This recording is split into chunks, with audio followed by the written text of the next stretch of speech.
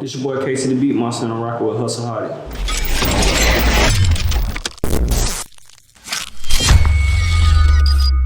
Okay, we're here with KC Da BeatMonster.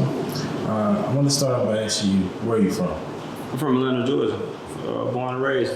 Zone 1, Bankhead Courts. Okay. How was it growing up in Bankhead? Rough. It's the projects. Project baby. Just imagine you going to brick apartments every day, 2 pair of shoes, running around. You know how we had to play with water? We ain't had a pool. We had the fire hydrant. You had to run, like play with it. But one time I got too close to it, flipped me, bust my head open. Called the paramedics. Them things dangerous, yo. So how did you get started producing? When I was about 15 years old, my homie, he was making beats. His name was Jabo. He's from the same place I'm from, West Side. He came to my house with the FL Studio software, and I had a little desktop that I was like working on. He put it on there for me, showed me a little bit, and then from there, just went to making beats, letting people hear them, and trying to get on. Okay. Well, do you remember the first beats you made? What was it like? Trash. It was trash, bro. Like it sounded like some, I don't know, it was just a whole bunch of claps and hi-hats and kicks together. It just sounded crazy. But and everybody used to talk about me like, bro, that beat trash. Like everybody in the house was like, bro, it just sucked. But after a while, I got to hang good. Now everybody love it. So what inspires you when you're working on tracks in the studio? I just like music. Overall music. I listen to a lot of different music, different genres, from Coldplay, Iman Heat. A lot of people don't know who she is. Ellie Goulding. Just different types of genres of music. Even when Bubba Sparks came out, I listened to that. Like when he had Deliverance, most people didn't listen to the album, but the beats on that Timbaland did. It was crazy. Oh, Timbaland.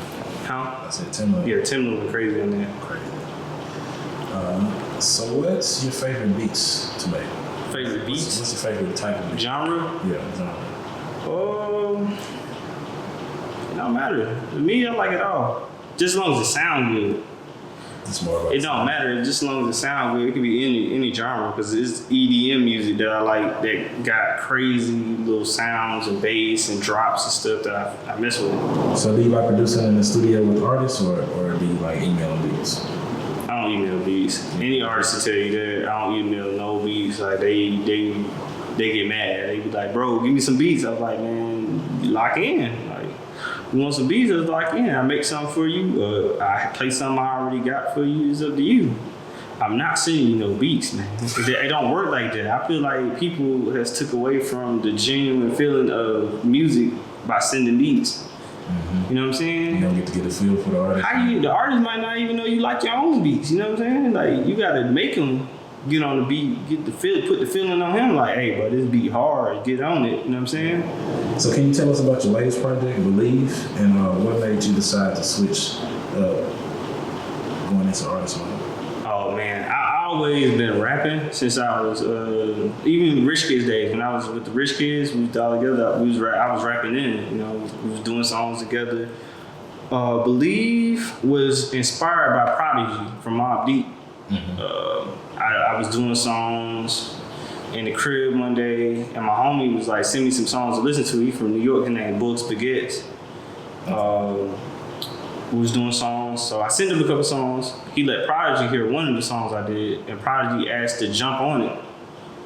And I was like, all right, whatever. You know what I'm saying? I don't you cap. That's a cap. I ain't going for it. Man, probably like 2 days later, they FaceTime me. He put Prodigy on the phone. I talked to Prodigy on FaceTime. He told me, you need to rap. Like he said, bro, you can rap for real. Like he said, this comes from me. You can rap, just do that. So that's when I got in full grind mode and just started rapping for real, taking it serious, dropping albums. And Stream got a lot to do with that. He helped me out, put me in a position to be able to release music through Empire, and through other people and linking me to people. So big shout out to Scream. Do you find it easier since you produce also for you to? Yeah, I mix too. I mix, engineer, produce. Like Believe was engineered. I recorded myself the whole thing. Ain't nobody recorded me on that. That was all me. So yeah, it's easy. The hard part is just, it really ain't no hard part to it. It's just how hard you put the hustle into it to make your records go. Because if you got a name and you know a lot of people, it won't be hard to promote it at all. Plus you being independent. I'm independent, so I have nobody helping. So I do all this stuff myself. I want to ask you, how was it with Rich Kidz back in the day, producing Partna Dem? It was, bro, I ain't even gonna lie, that was the funnest shit I ever did in my life. Cause how I met them was on some cool shit. My cousin brought them over to my house, and they was all going to school. They was going to Doug High. So when they came over there, I'm making beats. I gave them a beat CD. This is when I gave them a beat CD, bro, like on my life, nigga, a beat CD. So they was like, oh man, we just went crazy on all you beats. We got Young Dro on it. I was like, all right, cool. You know what I'm saying? So, probably like a week went by. I went to school. Man, I'm hearing my beats on people's phones. That's when the text messages, they have ringtones. So I hear Partna Dem. Then I had another one called What's Up. This song blew up in 2 weeks. It was all over the radio. I had 2 songs battling for the #1 spot on the radio at the same time, which is crazy. So after 2 weeks, I went to school. Everything was cool. One day, I think the word got out in school that I made the beats. They kicked me out of school because when I walked through the hallway, couldn't even walk through the hallway, bro. So many people surrounding me. Hey, oh man, I never seen people switch so fast in my fucking life, bro.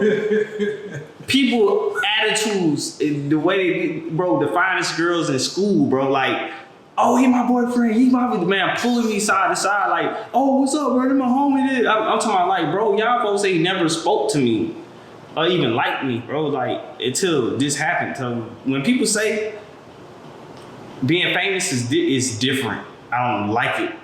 I don't like that shit, bro. It's too reckless, bro, because it's just me. That's just school. Just imagine somebody out in the world and there's fucking thousands of people coming at them. So I felt it for like the first minute of my life. I felt how that feels. It's crazy. You can't control it. People pulling all on you. It's wild, bro. They kicked me out of school. So they kicked you out of school? Yeah, that was a disruption. So like you couldn't go back? I couldn't go back. How did you get paid off of it? Well, yeah, that's what I was going to explain to you. All right, so Shard came and got me and took me over to TI. So when I went over to TI, to a lawyer office. So when I went over there, I talked to TI personally. We talked for about 20 minutes. He was explaining to me like, yo, this is crazy. You're an FL producer. I never seen nothing like this. This is like FL just got high. This is like D4L days and shit like that. So he was like, this is crazy. He was like, I would love to have you over Grand Hustle and shit like that. And then he asked me how much I wanted for the beat. And me being a kid, but I ain't lowball. Like the crazy thing, I didn't lowball myself. I told him I wanted 10 racks for both. That was 5,000, just the upfront pay, 5,000 a piece for each record, for both of the records that was his. So I didn't lowball myself. Cut me a $10,000 check, and I went home. I got to fighting with my uncle when I went home because he was like, you need to cash that check. I was like, nah, I ain't cashing it right now. I'm gonna cash it like a couple days. Like I'm still gotta look at this motherfucker. Like this shit say from Grand Hustle 10 racks. Like I'm a kid with $10,000 like out of nowhere, like for free. This is free 10,000, bro. Come on, like this is crazy. So that was the beginning of everything. And then after that, everything went crazy. So did you know anything about? I did another record for K Camp called All Night. A lot of people familiar was like, I don't really know about you, but I came to probably did that record for him. That went crazy. Then Low C, Roger Dad. I had a bunch of records at the club. Like even being a kid, it was just club records. I've always had a record in the club, no matter. That's crazy. Yeah. So, what are some of the big artists that you produce for? Chief Keef, Johnny Cinco, Rich Homie Quan, Young Thug, Childish Gambino jumped on Partna Dem, so he's a part of the production credits. I've had Gorilla Zoe, Roscoe Dash, Travis Porter, Sony Digital done jumped on some of my stuff. Black Youngster, OT Genesis, the TK Kravitz record, the Space record. It's a bunch. Prodigy, T.I. It's a lot. I can't even think of that right now. So what's been the most memorable placement for you? The most memorable placement I've got, Gucci Mane. I had a record with 8 Ball and Gucci Mane. That was the craziest one because I didn't expect it. So what was that feeling like? It was good because you just know you making a beat and 8 Ball. That's when I used to stay in Tennessee. 8 Ball playing you the records and all of a sudden you hear Gucci Mane come out of nowhere on the record. You like what? I'm like how? This crazy. The first record was him and Young Dolph, and then he had another record with him and Gucci Mane. I'm like this is crazy. So when you're in the process of making a beat, are you like, oh, this gonna be fire? Somebody don't really want to jump on this, or is it just like? It's like I don't know. You never know with these artists nowadays. I swear to God, like it might be a beat you think trash. They be like, oh boy, this is crazy. And you be like, really, bro, for real? Like I don't know about this, but. That's how it be. That's how it be. It's really up to you. Like what the artist feel. That's why I say it's better to lock in with artists because you never know what they like. Okay. So how do you handle your publishing when dealing with album placements? BMI. All you need is your BMI number and get split sheet. Get split sheet, BMI number. Bam, done. Especially if you. That's why it's good to be independent sometimes because you get to handle stuff yourself and make sure stuff is done right because most of the time people sign the deals, they don't have control. And one thing about me, I love having control over all my stuff. My social media, from even the Google account, I can go edit the Google to however I want it to make it say whatever it needs to say for my label and everything. So to be able to have full control of your stuff, blessing. Is BeatMonsters like a production team of producers? Well, I tried to make it that. I tried to make BeatMonsters a production team, but it just a lot of producers when they, started to get a little wiggle room and they leeway, they kind of shy away from trying to make it a group and try to do it themselves. So, not right now. BeatMonsters is just really me and my little brother. You know what I'm saying? Because I've tried to stress to people like, hey, if we come together as a whole, we'll eat way bigger than versus splitting it up and doing this and doing your own thing because loyalty is a big thing when it comes to putting people in positions to do stuff and putting them on your team and your label because it's bigger than friendship.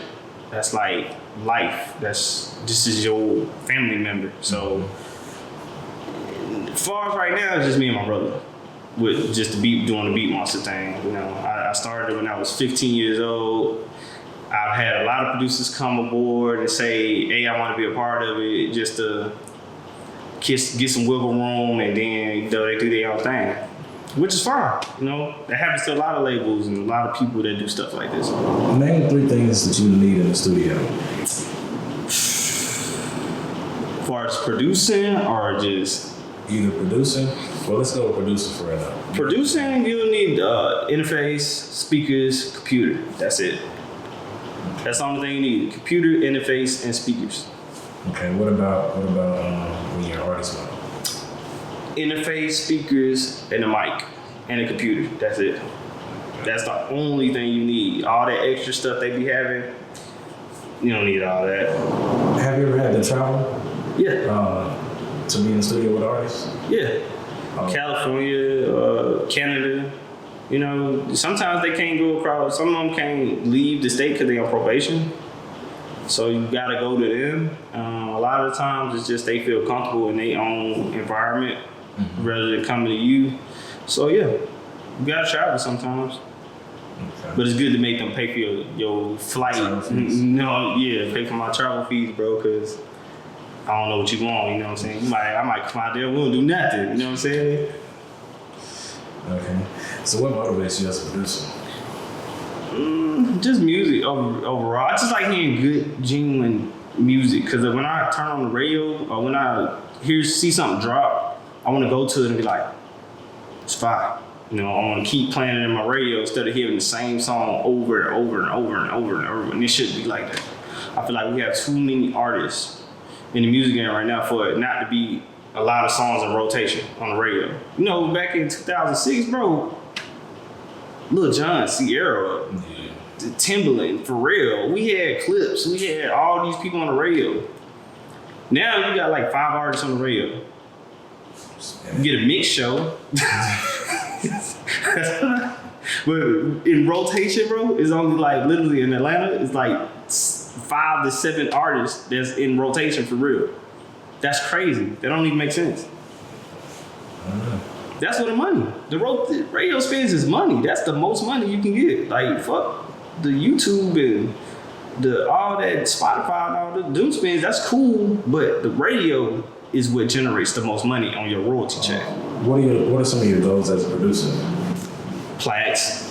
As a producer, you want to have certification, you know, to show that I'm a platinum selling producer, I'm a gold selling producer, I'm a Grammy nominated producer. So that stamps you to make more money. So when people introduce you, it's like, oh, bro's a platinum selling producer. You know what I'm saying? Versus he made a lot of hits.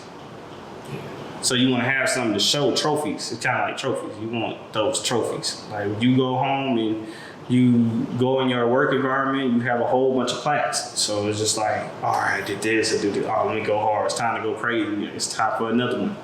You know? So that's the most thing to aim for. Are there any artists that you would want to work with right now? I like Lil NasX. I like Kidz. I like who else? Lil Pump. I like Lil Pump. I don't know why. Like everybody's like, oh, I'm like, bro, Lil Pump is it. His personality is lit. He just don't care. I like that because I'm like that too. I'm like, I don't give a fuck what y'all talking about. I'm finna live my life. You know what I'm saying? He's a kid. He's like, hey, wait, 18? He's lit. At the age of 18, I wish I was that lit. Nah, I'm not that lit. I wish I was that lit. Traveling, seeing the world, millionaire. You got Charlie Sheen on your song and the video and stuff. What? You lit. I love to be able to call Charlie Sheen. He got on stage with him. Mm-hmm. Yeah, I love to see you have Charlie Sheen, hang out with Charlie Sheen. That's crazy. You know what I'm saying? Then you got Lil Nas, who I just found out he's a family member of mine and stuff like that. So I'm trying to get around him wherever he is. You know what I'm saying? But Lil Nas, I like him. So how do you feel about that Billboard situation? I mean, I understood it. Come on, you gotta think about it, man. This is a kid that made a priority song. It's really a funny song, and you hit the charts on the Billboard for country music. They like, whoa, what the fuck going on? Who the fuck is this? Wait, you gotta think about it. And when you first hear Lil Nas, you're gonna think it's some little light-skinned kid or some little white kid or something. And you look at him, he black and he from the hood. So they like, wait, nah, what the fuck? Nah, you gotta contact Billboard. And you know, that was a higher up move. Hey, man. But shout out to Billy Ray Cyrus. He got him back on there. You know, it took somebody that was genuine to come get him and say, hey, I got you and help you. We need a lot more people like that in this industry. Okay. So, how would you describe a day at the studio for KC? Lit. It gotta be lit, bro. Like, you cannot come in the studio with me and just be boring. Like, we in there making music, so you got to come in there and have something. Cause I'm gonna come to you, I'm gonna walk up on you, hey, turn up, man, what's up, man? Like, I'm a whole different person in the studio than I am out. I'm chill, calm. We're getting that studio. I need you to be 100%. You know what I'm saying? Lit. You want to jump on the song? You want to get on the song? I'm gonna ask you. You want to make a beat? You want to do anything? I'm more like a team player. So I don't like to shine. I'm more like, I do it, but I'd rather see other people do it. You know what I'm saying? I'd rather see other people get in there and create good music because this is what you're here for. Yeah. I don't have my time. I don't did a lot of stuff. You know, I work with a lot of people. So if you want to go crazy, work hard. You gotta work hard, man. Okay. So what's the funniest DM you got asking for a beat? Dang, I got one too. The funniest DM I ever got was I posted it too, man. I can't remember.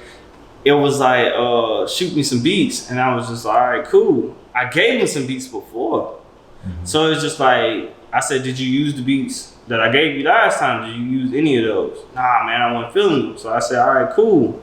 So I'm gonna shoot you a couple more, and those beats, don't worry about it. He was like, nah, I'm gonna keep them. I'm like, but you ain't gonna use them, so I'm gonna give them to somebody else. He was like, man, you can't be just, so you be just sending beats to everybody else. I was like, look, bro, I ain't got time for this, my nigga. I ain't give you shit. So the nigga went out, fuck you, you a bitch ass nigga. I said, all right, bet, I got some for you. So I posted it on my IG and said, this type of shit I have to deal with. Man, shit got like 3,000 likes, like 1,000 comments. People was going in on him. So he DM'd me back. Man, please take that down, man. Take it down, man. People coming at me, people writing me, people saying all type of crazy stuff, man. Take it down, bro. I said, no. Cause that's crazy, bro. I'm showing you love. I ain't asked you for a dime, bro.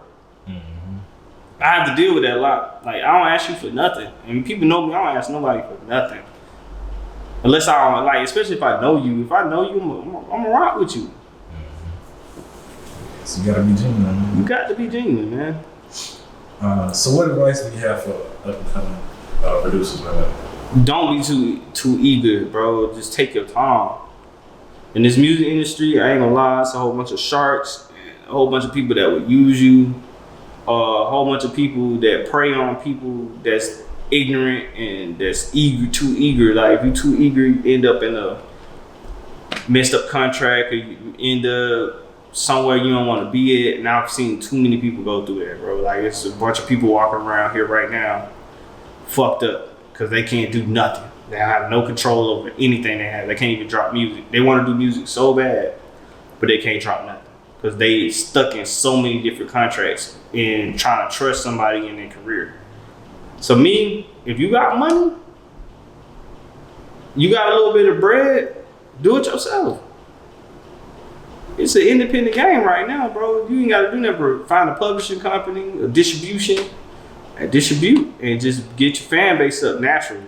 That's the best advice I can give to a producer, man. Get your fan base up naturally, and never put your career in somebody else's hands, because you never know, they'll let you down half the time. But if you do meet somebody genuine enough that believe in you, put they, you know, make them. If they say, hey, I got you. Okay, come on with it. What you got? What's up? Let's see how you work. Put in that work, and if they can't come neck and neck with you on the work, as in getting you out there, then you dead it and go somewhere else. Make sure in your contracts that you put exclusively, you can do whatever you want.